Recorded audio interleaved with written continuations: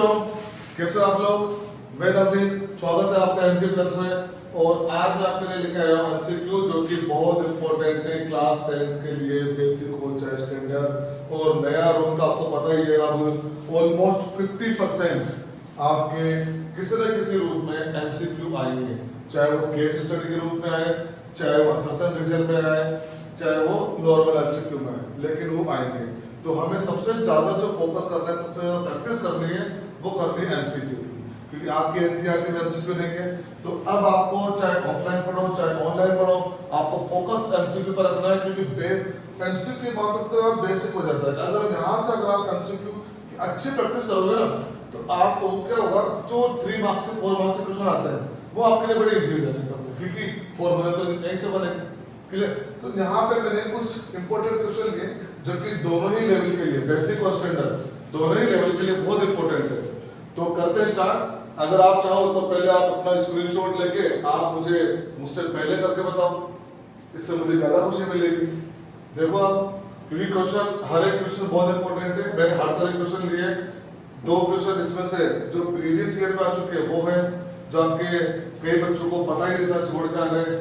2 question इसमें से बिल्कुल लो लेवल है, जो बेसिक वालों के लिए है। और ऐसा नहीं है कि बेसिक का स्टैंडर्ड में नहीं आ सकता या स्टैंडर्ड का बेसिक में नहीं आ सकता। ये सब बेसिक वाला स्टैंडर्ड क्वेश्चन भी आ जाते हैं, कई बार कम आते हैं, एक तो आते हैं, आ जाते हैं, और स्टैंडर्ड में बेसिक कर जाते हैं। तो हमें सब पूरे को साथ लेके चलना है। तो यहाँ पे देखिए, जो पहला क्वेश्चन जो है, पहला ही क्वेश्चन आपको लग रहा होगा ये क्या लिख दिया यार, ना कोई कैलकुलेशन है ना कुछ है, क्या पी कर दिया। देखते हैं, पढ़ो उसको ध्यान से पहले कि if P1 and P2 are 2 odd prime numbers, इस चीज पर फोकस रखना है। odd क्यों लिखा? प्राइम नंबर ही लिखते था, odd क्यों लिखा? अब odd क्यों लिखा? सिर्फ एक की वजह से, सिर्फ एक की वजह से। वो होता है ना क्लास में, सिर्फ एक की वजह से, एक की वजह से पूरी क्लास डिस्टर्ब होती है, वही है। सिर्फ एक के चक्कर में लिखा ही है odd। क्यों? क्योंकि इवन तो एक ही नंबर है। इवन प्राइम कौन सा नंबर होता है? ओनली 2। तो इवन प्राइम में 2 ही आएगा, तो उस एक की वजह से इसको लिखना पड़ा ओड प्राइम नंबर। इसका मतलब है 2 नहीं आएगा, 2 से कोई जगह नहीं लिखना। तो odd prime number such that P1 greater than P2। अब यहाँ पर P1 जो होगा वो P2 से क्या होगा? लार्ज होगा, बड़ा होगा। और अब अपने को ये देखना है कि अगर 2 नंबर है, दोनों ही ओड प्राइम में है, और P1 जो है वो P2 से बड़ा है, तो P1 square minus P2 square क्या बन सकता है? कोई नंबर नहीं है, सिर्फ बताना है बनेगा क्या। क्या वो इवन नंबर बनेगा, क्या वो ओड नंबर बनेगा, क्या ओड प्राइम बनेगा, या प्राइम नंबर बनेगा। तो देखो, ए प्राइम नंबर और ओड प्राइम नंबर, ए प्राइम नंबर में 2 मिक्स है, ओड प्राइम नंबर में 2 मिक्स नहीं। ठीक है, ओड नंबर है या इवन नंबर है, क्या बन सकता है? देखो हम एक एग्जांपल से समझते हैं कि यहाँ पे इसने बोला है कि ओड प्राइम में मैंने ले लिया 5 और 3। 5 3 से बड़ा नंबर, आपको वो तो पता ही है कि 5 3 से जब बड़ा होता है। ठीक, अब कंडीशन क्या बोला इसने? P1 square minus P2 square. तो यहाँ पर लगा दो square minus square, 5 square minus 3 square. तो 5 स्क्वायर क्या होता है? 5 स्क्वायर हो जाएगा 25, और 3 स्क्वायर क्या हो जाएगा? 9। 25 माइनस 9 क्या हो जाएगा? 16। 16 कौन सा नंबर होता है? देखो, क्या 16 प्राइम नंबर होता है? नहीं। क्या 16 ओड प्राइम होता है? नहीं। क्या 16 ओड नंबर होता है? नहीं। तो 16 क्या होता है? Even number. आप कुछ और एग्जांपल लेके देखो, 7 का स्क्वायर लेके देखो, यहाँ पर 7 3 7 5 कर दो, 7 5 करके देखो, 7 का स्क्वायर क्या होगा? 49, 5 का स्क्वायर क्या होगा? 25, 49 माइनस 25 क्या हो जाएगा? 24। वो भी क्या होगा? Even number. तो आप देख सकते हो यहाँ पर कि 2 ओड प्राइम नंबर लेने पर इसमें कंडीशन है कि P1 ग्रेटर देन P2, तो P1 square minus P2 square क्या होगा? तो वो क्या होगा? An even number. Clear? An even number. ठीक है। दूसरा सेकंड क्वेश्चन क्या है? 4। ये बहुत इंपॉर्टेंट और बहुत लॉजिकल क्वेश्चन है। एक 2 और एक 4, ध्यान से देखिएगा इसको। 4 एनी नेचुरल नंबर, जो नंबर करते हैं वो आपने देखा होगा कि बच्चे के 100 में से 100 आने थे 100 में से 100, वो अटक गया 97 98 पर। एक दो नंबर कटा, अब एक दो नंबर कटा इसका मतलब उसका मेजर क्वेश्चन गलत नहीं हुआ, मेजर क्वेश्चन सही है। गलती क्या हुई? एमसीक्यू में ऑप्शन भरने में, ऑप्शन लगाने में गलती हुई है। तो ये जो इस टाइप के जो क्वेश्चन होते हैं यही गलती कर पाते हैं। तो इन्हीं टाइप के क्वेश्चनों को हमें ध्यान से करना है। कैसा? For any natural numbers n, natural number n होते हैं, आप लोगों को पता है क्लियर। इसके बाद 6 power n minus 5 power n is always and with, किस नंबर पर एंड होगा? किस नंबर पर एंड होगा? किस नंबर पर एंड होगा? तो हम यहाँ पे देख सकते हैं, इसने बोला नेचुरल नंबर, नेचुरल नंबर है। चलो इसके पहले मैं आपको छोटी सी बात बताता हूँ। आप 6 की कितनी पावर ले लो, 1 2 3 4 5 6 की कितनी भी पावर ले लो, जो उसका यूनिट डिजिट होगा 6 में वो हमेशा 6 ही रहेगा। 5 की आप कितनी पावर ले लो, जो उसका यूनिट डिजिट होगा वो हमेशा 5 ही रहेगा। ध्यान रखना, 6 की कितनी पावर ले लो तो वो यूनिट डिजिट हमेशा क्या आएगा? 6। देख लो आप, 6 की पावर 1 6 होता है, 6 स्क्वायर 36, 6 क्यूब 216। तो इस तरह से 5 का स्क्वायर 25, 5 का क्यूब 125। तो 5 का भी यूनिट डिजिट क्या होगा? 5, 6 का भी क्या होगा? 6, और इन दोनों का माइनस क्या होगा? 1। तो हमेशा जो एंड में होगा वो किस पे होगा? वो होगा एंड पर। फिर से देखना, for any natural number n 6 की पावर n माइनस 5 की power n is always and with 1। बहुत लॉजिकल क्वेश्चन है ये, इसको ध्यान से देखना। एक बार फिर से कुछ एक्स्ट्रा अलग से एग्जांपल लिख के आप लोग चेक कर सकते हो। यहाँ पे देखो, प्राइम फैक्टर ऑफ 98, बहुत सिंपल सा क्वेश्चन है, बेसिक के लिए आप बोल सकते हो, लेकिन अगर स्टैंडर्ड में आ जाए तो आ जाए। हमने सिर्फ प्रैक्टिस के लिए इसको यहाँ पे लिया है। यहाँ पे देखना, प्राइम फैक्टर ऑफ 98, तो प्राइम फैक्टर जब हम फाइंड करेंगे तो यहाँ पर इसका 98 को किससे किया? 2 से। 49, अब 49 किसका स्क्वायर होता है? 7 का। तो 98 के जो प्राइम फैक्टर आया वो क्या आया? 7 × 7 और 2। इसका मतलब 2 एक बार, 7 2 बार। यहाँ 3 बार आ रहा है, नहीं होगा। यहाँ 3 बार आ रहा है, नहीं होगा। यहाँ 5 बार आ रहा है, नहीं होगा। तो 2 बार कहाँ आ रहा है? ऑप्शन नंबर सी,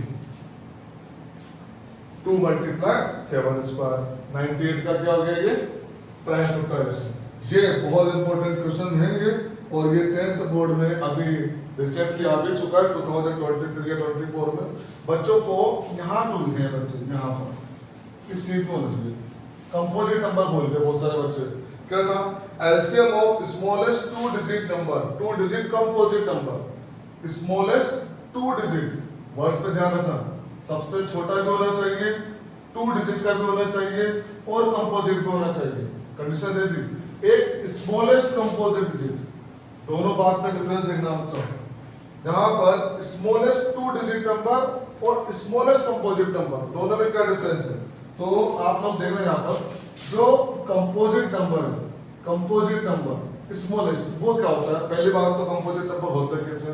तो सिंपल सा तरीका याद रखना कि जो प्राइमरी होंगे वो कंपोजिट होंगे।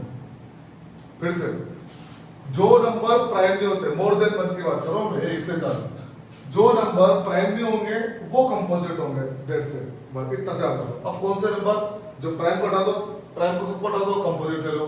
जैसे 2 प्राइम है, 3 प्राइम है, 4 जैसे आता है तो वो क्या हो जाएगा? कंपोजिट।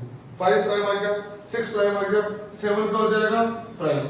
फिर उसके बाद 8 जो आएगा, 8 कंपोजिट हो गया, 9 कंपोजिट हो गया, 10 कंपोजिट हो गया, 11 का हो जाएगा प्राइम। तो जो नंबर प्राइम नहीं होते वो क्या होते हैं? कंपोजिट।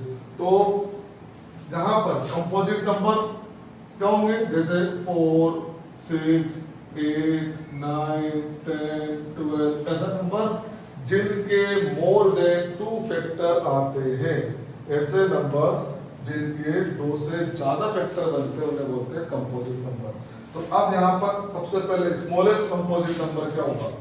यहाँ पर स्मॉलेस्ट कंपोजिट नंबर क्या होगा? स्मॉलेस्ट कंपोजिट नंबर 4, और 4 के फैक्टर क्या होंगे? 2 × 2। क्लियर? अब उसने क्या बोला? Smallest 2 digit. यहाँ से चलो, 4 single digit, 6 single digit, 8 single digit, 9 single digit, जैसे ही 10 आ गया, 10 हो गया अपने पास 2 डिजिट नंबर।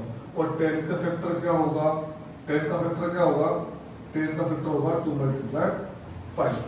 अब इन दोनों का एलसीएम हमें निकालना है, तो यहाँ पर 2 की पावर 2 हम लिख सकते हैं। तो मैक्सिमम पावर लेते हैं, मैंने पहले बताया आपको एलसीएम एचसीएफ में नाम इसका लिस्ट है लेते हैं, लेकिन मैक्सिमम है। पावर कौन सी मैक्सिमम, तो 2 स्क्वायर एक बार ले लिया और बेचारा एक बचा 5, एक 5 बचा तो 2 स्क्वायर 4, 4 into 5 20 इसका आंसर। क्लियर है? यहाँ पर बहुत इंपॉर्टेंट क्वेश्चन था, कई बच्चों के नंबर खाए इसने, क्योंकि पहले तो कंपोजिट में उलझ गए, फिर 2 डिजिट कंपोजिट याद नहीं आया और स्मॉलेस्ट कंपोजिट एक ही नंबर गया। तो ध्यान रखना कंपोजिट नंबर क्या होते हैं, जो प्राइमरी होते हैं, smallest composite number 4, 2 digit composite number 10। Clear? अब फिफ्थ वाला, the ratio between the LCM HCF of. अब इस टाइप का क्वेश्चन आपके एनसीईआरटी में नहीं है, लेकिन आ चुका है। एनसीईआरटी में नहीं, एमसीक्यू तो आ चुका है। तो रेशियो वाला का आपके एलसीएम एचसीएफ कोई काम ही नहीं है, लेकिन धीरे धीरे क्वेश्चन बना के क्या करोगे, करना ही पड़ेगा सॉल्व। तो यहाँ पर हम क्या करेंगे, जैसे हम 3 नंबर्स का फैक्टर करते थे ना, बस वही करेंगे। 5 का फैक्टर 5 ही होगा, 15 का फैक्टर क्या होगा 3 into 5, और 20 का फैक्टर क्या होगा 2 into 2 into 5, 20 हो गया। अब यहाँ पर पहले हमने निकाला एलसीएम, क्योंकि हमसे रेशियो पूछा है, तो ये एलसीएम, ये डिवाइड में ये एचसीएफ हो गया। यहाँ पे एलसीएम निकालो, 2 के सबसे ज्यादा पावर क्या है, 2 की पावर 2 आ रही है, तो 2 into 2 हमने लिख दिया। देखो 5, देखो यहाँ पर 5 एक बार है, यहाँ भी एक बार है, यहाँ भी एक बार है, 3 एक बार है, 3 भी ले लिया, और एक बार 5 भी ले लिया। तो ये तो हो गया एलसीएम। एचसीएफ क्या है, 5 कॉमन 5 कॉमन 5 कॉमन, ये 5 क्या आ गया, ये आ गया अपना एचसीएफ। तो ये 5 से तो 5 कटा, 5 से 5 जब कटा तो 2 2 से क्या है 4, 4 3 से क्या है 12, और नीचे क्या बचा 1, तो 12:1 आपका करेक्ट आंसर होगा। इसका मतलब ऑप्शन नंबर डी। और इस तरह के क्वेश्चन एक ना एक आएगा ही आएगा, और ये स्टैंडर्ड लेवल का क्वेश्चन है। लेकिन बेसिक वाले छोड़ना मत, बेसिक वाले छोड़ना मत, क्योंकि अगर बेसिक में आ गए तो आप क्या करोगे। इसलिए एलसीएम और एचसीएफ का रेशियो वाले क्वेश्चन बनते हैं। क्लियर बच्चों? तो आप लोग देख सकते हैं जो क्वेश्चन थे बहुत इंपॉर्टेंट थे, बहुत अच्छे क्वेश्चन थे। नेक्स्ट वीडियो में और भी अच्छे क्वेश्चन लेके आऊंगा आपके लिए, तो बने रहिए, वीडियो को लाइक कीजिए, सब्सक्राइब करो, और उसके बाद जो हम नेक्स्ट वीडियो लेके आएंगे वो आएंगे आपके असर्शन रीजन के लिए, जो कि बहुत इंपॉर्टेंट पार्ट है आपके लिए। ठीक, तो आपको मिलते हैं नेक्स्ट वीडियो में। Thank you so much.